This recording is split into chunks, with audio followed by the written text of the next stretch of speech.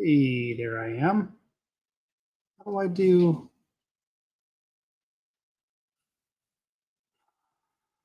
All right, let's go live over here. Should be live. I don't see anything though.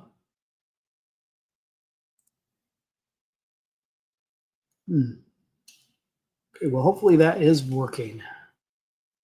And I should be live over here in, yep, right there. Perfect. Okay, let's get rolling. This is my first foray into StreamYard. It looks like it's working okay. Simultaneously across X, Instagram. I don't know. Oh, there's Instagram. Instagram is working, although it's the wrong aspect ratio, which is lovely. So we'll work on that. In any case, let me see if I can fix that real quick. Here, I can't. I'll work on that next. All right.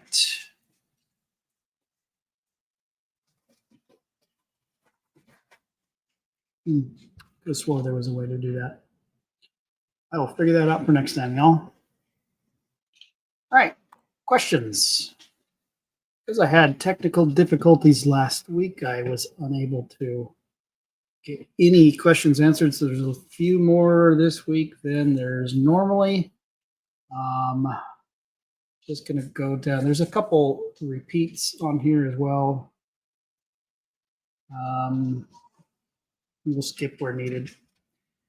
Hi, John. I'm what you would call a conservative independent, registered Republican. I'm seriously considering changing to the independent party. There is no independent party, just for the record, and I probably need to move my camera as well. This is a new setup. We're in the process of moving stuff around, so I do apologize for the chaos.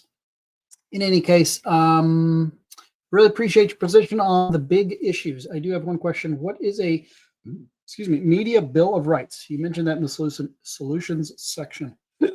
What does that entail? Media bill of rights is sort of like, how's best to explain it? So the Bill of Rights is applicable to restrictions on the government to ensure that they don't encroach upon the liberties of the people. They did a pretty good job of figuring out and making it broad enough to apply for coming up on 250 years. But one thing that they did not anticipate was social media. And so with the technology of social media, and not just social media, but computer technology in general, has a little bit of a unique aspect to it. And so a lot of times there are, the fine print for all these software companies or anything you might buy, or the software, the social media platforms. And they have the fine print that is available somewhere, but who reads that? Nobody. And a lot of times they allow the companies to use your likeness, your photos that you upload, your stories, your text, basically as advertising, and they own the intellectual property that you upload. So there's a saying that says, if you're not paying for the product, you are the product. So in this case, you are the product. And a lot of people are a little bit worried about that because they sell it to data aggregators, which then turn around and compile a massive amount of information about you and sell it to other people to use for who knows what sort of reasons. And a lot of people don't like that, and I don't blame them. So the Media Bill of Rights would be an attempt to restrict basically what a company is allowed to do without somebody actually opting in. Rather than the default being opting in, you would have to, the default would be opt out for most things, and you would have to opt in for a lot of that. And basically the idea is to apply the traditional, the standard, the US Bill of Rights, so to speak, to technology. In Congress, will you make sure that taxpayer dollars don't fund abortion in any way? Notice there are a few questions about abortion. I consider myself somewhat of a strict constitutionalist. As such, the Constitution enumerates specific powers that the government has, and there's nothing about really about health in general, let alone abortion specifically. But I would say that, so with that in mind, I would say abortion is a states right, a states issue. Um, but with that said, the government, if it has any jobs, I would say its primary job is to protect the life of its citizenry. And an unborn person is eventually going to be a citizen at some point in time. And so I think a better question is for us to spend our time asking the hard questions like, at what point does a unborn human become a protected citizen? Everybody agrees that at some point, whether that some people may take the extreme that a person's not a person until they actually come out into this world outside the mother. I think most people would disagree with that. I think maybe that's a little extreme. But on the other hand, I think there's a lot of people who would say it's not necessarily the second the egg gets fertilized. So at some point in there, I think we need to agree that humans should begin to enjoy protected status, and they should enjoy the right to not expect being killed suddenly. So, that said, there's also, I think, room for exceptions to that. I don't think we need blanket prohibitions on it. There's incest, there's medical issues where the life of the mother is in question. There's quality of life. Is somebody even going to be able to live if they come through to a full gestation through without being living on a tube or something like that? These are really, really tough questions, and rather than try to address them, I think oftentimes we just sort of work with platitudes and try to make it an all or nothing thing. I apologize, I'm very stuttery today. We'll call it that for now. There's a lot of questions. I'm going to try to get through all these. Where do you stand on, okay, abortion we just did, males playing in women's sports in the Second Amendment? So males playing in women's sports. So I think, again, this is not really, I think, a government issue. This is probably a private organization issue, where there are organizations that are government sponsored. That's probably more often than not going to be at the state level. That said, my stance is that I think it is misleading, fraud. I don't know what the legal term would be exactly. That if you have an organization or an event that is advertised or designed for women, you should not allow anybody but women in, and that means biological women. Not the I want to be a woman. I want to identify as a woman. There are many reasons why that is not an instance that should be acceptable. And I also don't think that there should be any reason why an organization shouldn't say this is an all-inclusive. If they want to allow people like that, then you just say, hey, we're going to allow. We have an inclusive body. It's not, in other words, don't advertise it as being for women if it's not. It's not being populated by women. It would be an all-inclusive type thing. That way, the participants are well aware in advance. Second Amendment, again, strict constitutionalist. It's very clear. It says the right to keep and bear arms shall not be infringed, and we have seen a significant amount of infringement. And I would go so far as to say we need to re-examine the let's see, was it the Gun Control Act, the GCA of was that 34, and maybe even NFA. Oh, I got that backwards. National Firearms Act of 34 and the GCA of 68. I think those go too far. They overstep significantly on the Second Amendment. And again, if we think about this for a second, the Bill of Rights are kind of mislabeled. And I don't know if you remember from your civics class, depending on how old you are, they had some great discussion about what exactly to call them and why they were ultimately called a Bill of Rights. I don't really recall, but it's a little bit of a misnomer because they're not bestowing any rights on the populace. The Bill of Rights is specifically a restriction on the government to prohibit their encroachment on very specific areas. If you remember, there was a discussion on whether or not they were even going to be necessary because the Constitution itself should be clear enough that the government only has certain enumerated powers, and that they kept going back to this enumeration. But thankfully, a few of them said, well, governments tend to government and they're going to encroach, and so there's going to be that slow creep, mission creep, so to speak, in there.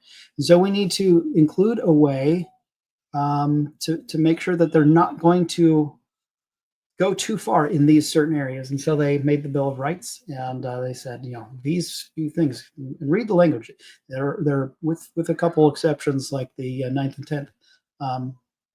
They're all written in the negative, saying, the right to keep and bear arms shall not be infringed. The government shall make no law respecting religion. They're all in the negative, restricting government actions, not bestowing rights upon the people. Just received your mailer. I too am an independent voter. Two of your bullet points on the mailer are protecting. I think they mean point two. Two of your bullet points on your mailer are protecting Social Security and lowering healthcare costs. How do you propose to lower healthcare costs, and how would you protect Social Security? Well, this is not my mailer, as any of you have been following would know.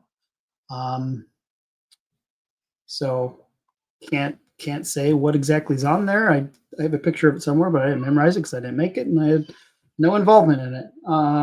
But let's start with the second one: lower healthcare costs. I would argue that almost everything to do with affordability, which is massive. I think that is one of the most important topics that we as a country need to address.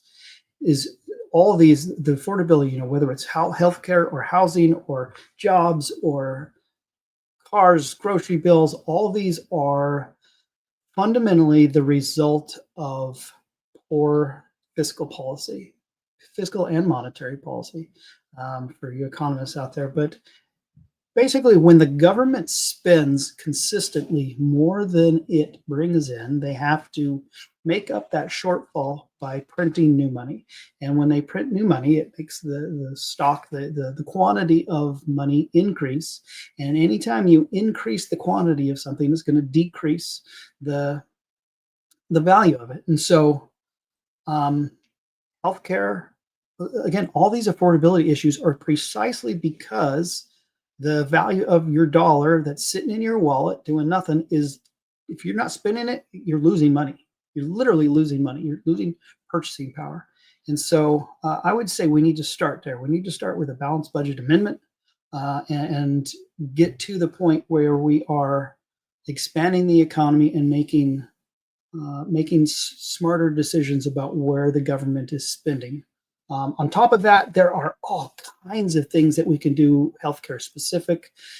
Tennessee is one of the states where we have, I think there's 27 or 28 states that have what is called certificate of need, where you cannot build a new hospital, expand an existing hospital, or in some cases even add new equipment unless you get basically a permission slip from the government. That's called a certificate of need. Interestingly enough, in order to get a certificate of need, you have to get the buy-in from other currently current producers of that good. So in this case, hospitals.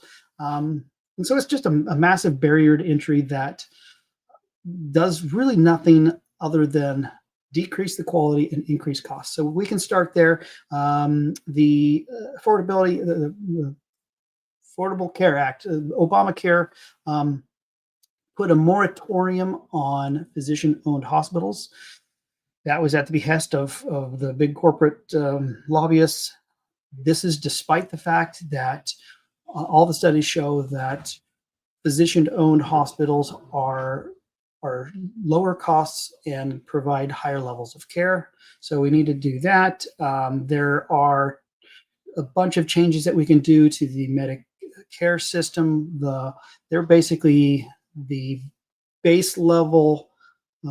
They set the prices for the base level because of how the payment structure works, and they have different levels of payment depending on where you're even having your care done. So the exact same procedure costs three different, not it doesn't cost, but it pays out three different levels depending on where you're going, and that has a tendency to incentivize these great big hospitals that are really doing a horrible job of addressing care for the people. So yeah, I could go on and on. That in and of itself would be a 2-hour conversation or longer. So there are a ton of things. Go talk to X. Actually has a gazillion great people talking constantly about that. So go check those guys out.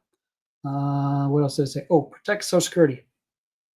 Social Security is, per the government's own admission, their own numbers, insolvent. I think the number is 2032. So what are we, 25? So we got 7 years. In 7 years, it's going to be insolvent. And that's using their numbers. I don't know if it's even could go that long. And so we have the political class that's just been kicking the can down the road because that is a sacred cow and nobody wants to address it. We have to do something or mathematically it will go bankrupt. So I won't protect Social Security. We can't. Nobody can. It's impossible. So we need to have real adult conversations about what we need to do. I would say we're going to have to adjust who gets it and when, means test it, allow people to opt out and maybe change their investment portfolio to something that is actually backed with real investments, not just an IOU as it sits right now. The Social Security fund is not a big vault full of money somewhere like most people think that the government keeps raiding. Nope, the Social Security taxes come directly into the general fund and go right out the door in normal revenue. So they just put in IOUs constantly. So it's just a really, really poor design. And there are a ton of things that we're going to have to do or else nobody's going to have it. Let's see here. What is your stance on same-sex marriage, gender transition, abortion? There's abortion again, and abortion drugs. Not sure how that's any different than abortion itself. So I already talked about abortion. It's really no different. Same-sex marriage, gender transition. These are not things. Any marriage. I don't think the government has any business whatsoever in the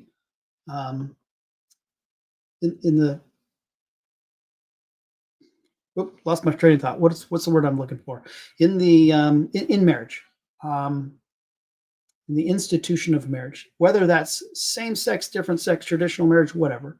For most people, that is a very personal, very private religious event that I think the government intruding just makes it cheapens it a little bit. I think there's no place for government to say who you can or can't marry. So that would be the same sex marriage there.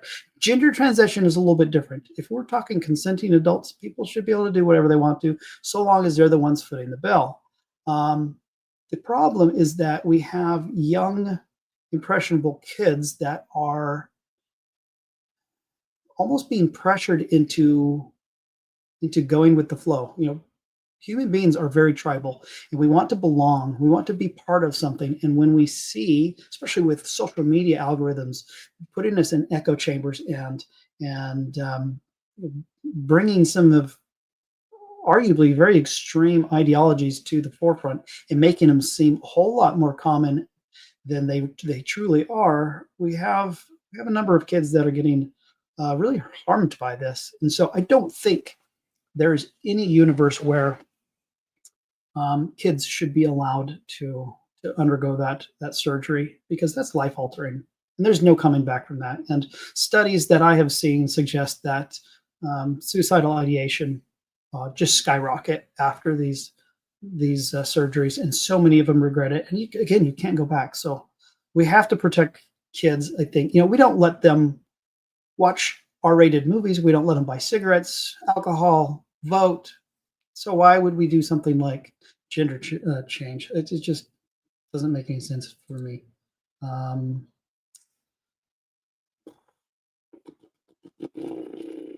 I have always voted straight ticket for Republicans, and you'll see this trend throughout. There's a lot of hate going around, but there are a lot of people that are frustrated and upset with the system and ready for something new. So I'm glad you guys are here, and really, really humbled that we could all be part of this and make a difference for the future, because this is all about future generations. I've always voted straight ticket for Republicans. Those days are over. Blah, blah, blah, blah, blah, blah, blah. Are you beholden to foreign lobbies now, or will you be upon arrival to DC? No lobbies. Well, maybe I shouldn't say that, because a lobby could literally just be a group of citizens that get together. So maybe that was a little overzealous, but no, I think it should be illegal for foreign entities at all, whether they're PACs, lobbies, whatever, to influence members of Congress, because their job is to represent the people, not be influenced by foreign companies or governments or interests. So that one's pretty easy. I also don't think that people in high levels of government should have dual citizenship.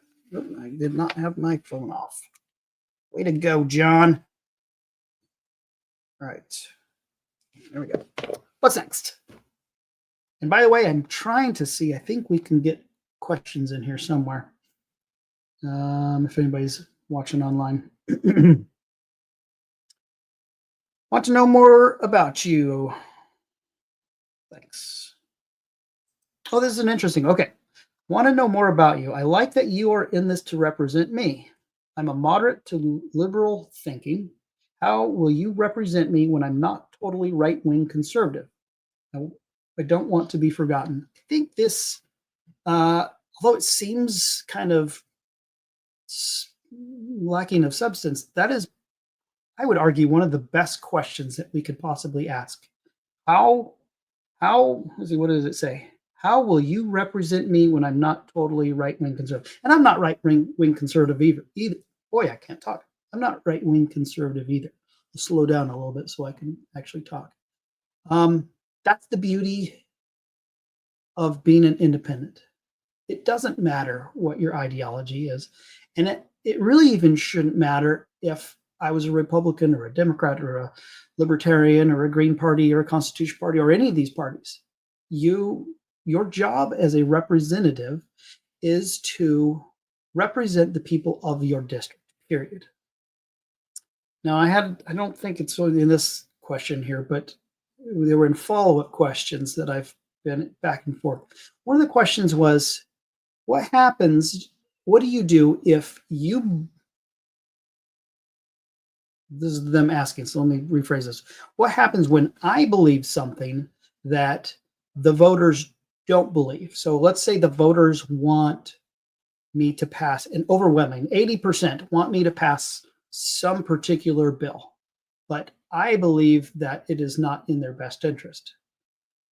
Will I just kowtow to the people and represent them? Because that's my job, right? Represent the people. The problem is, and it's not quite a very easy, straight, cut and dry answer.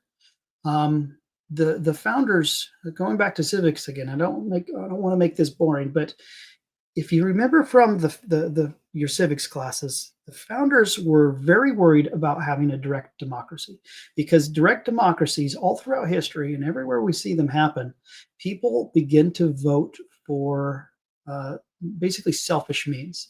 They vote themselves the proceeds out of the largesse of the country. So they begin basically giving themselves free stuff, supposedly that from other people are paying for. But what happens is you end up bankrupting the country, and it goes under.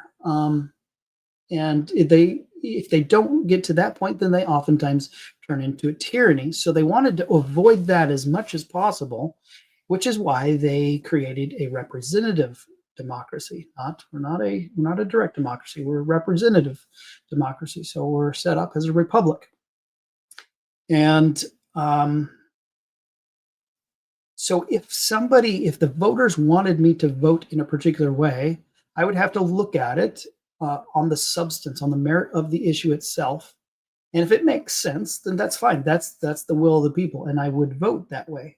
But if it's something that would be harmful or is trying to be selfish, let's just make it easy to understand. Something that you're just taking tax money and bringing it into your district alone. Um, that's I don't think that is the responsibility of a representative. I think you need to counter the demands of the people when it makes sense, because you have to balance the needs of the individual with the needs of the whole. And that's a very hard choice to make. And that's something like Social Security. There are a lot of people who are relying on Social Security right now, and they'll hear, wait a minute, he thinks we need to cut some of the benefits. Well, yeah, we're going to have to. Whether I want to or not, they're going to be cut. It's just I'm the only one who's willing to say it because I'm being honest with you.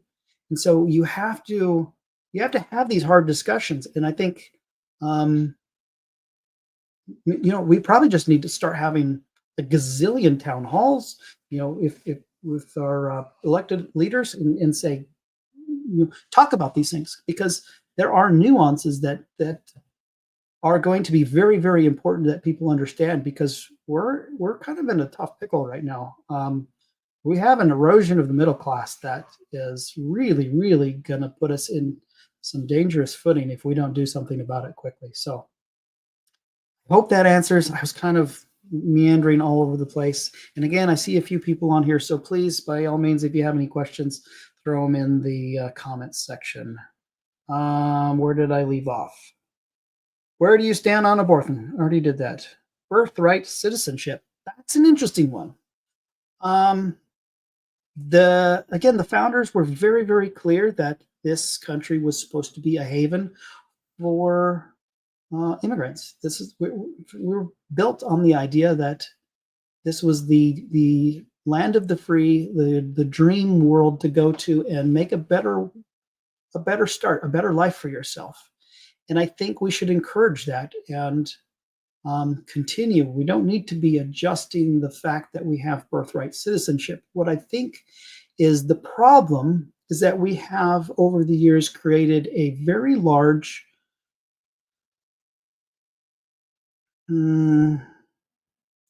welfare system where a lot of people can take advantage of the wealth of the country, and people want to help their fellows, and so they're taking advantage of our charity and our wealth. And so by and of itself, I don't think birthright citizenship is the issue.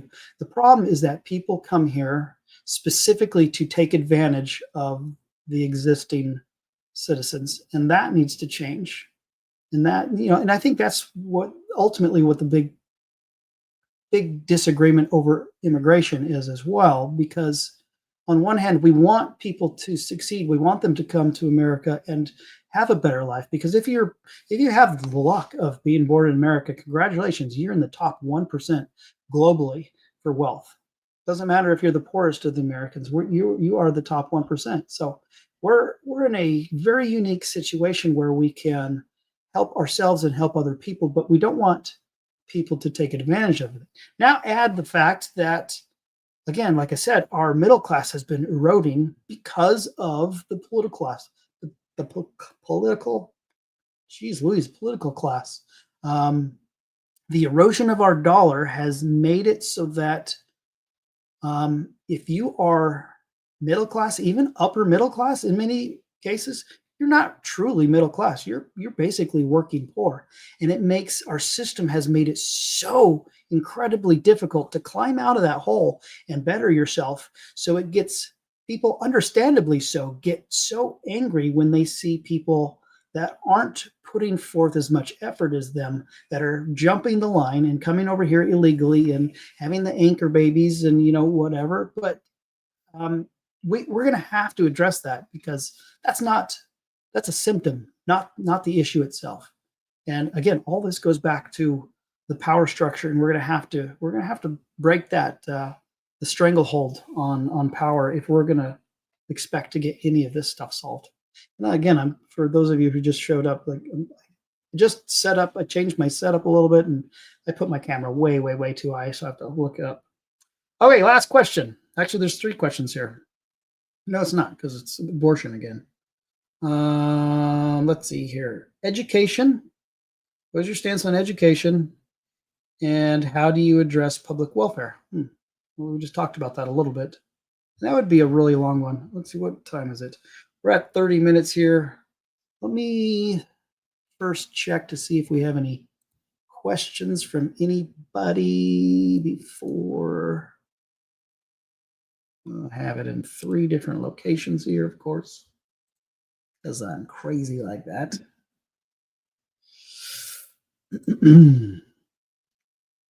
Well, look at that. I don't have a single question.